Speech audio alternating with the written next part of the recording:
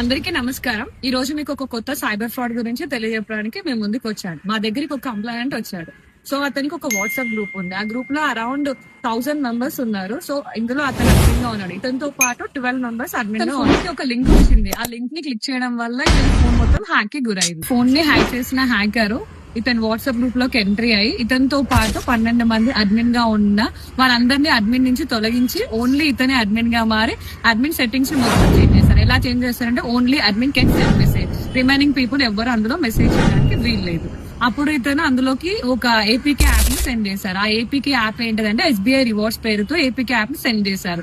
General గా అందరూ మన ఫ్రెండ్సే కదా మనకి ఏపీకే యాప్ సెండ్ చేశారని వాళ్ళందరూ క్లిక్ చేశారు. అప్పుడు మా దగ్గరికి వచ్చేసరికి ఆ గ్రూప్ లో ఎవరైతే 1000 మెంబర్స్ ఉన్నారో వాళ్ళందరికీ జరగాల్సిన నష్టం అంతా జరిగిపోయింది. అదే విధంగా అంటే వాళ్ళ పర్సనల్ కాంటాక్ట్స్, అదే విధంగా వాళ్ళ పర్సనల్ ఫోటోస్, వాళ్ళ పర్సనల్ బ్యాంక్ డీటెయిల్స్ అన్ని సైబర్ నేరగాల చేతిలోకి వెళ్ళారు. ఈ పరిస్థితుల్లో అన్నోన్ లింక్స్ ని క్లిక్ చేయకండి. మీరు నష్టపోవద్దు, మీతో పాటు ఇతరులను కూడా నష్టపరచొద్దు. Stay safe, stay alert, don't be the beach.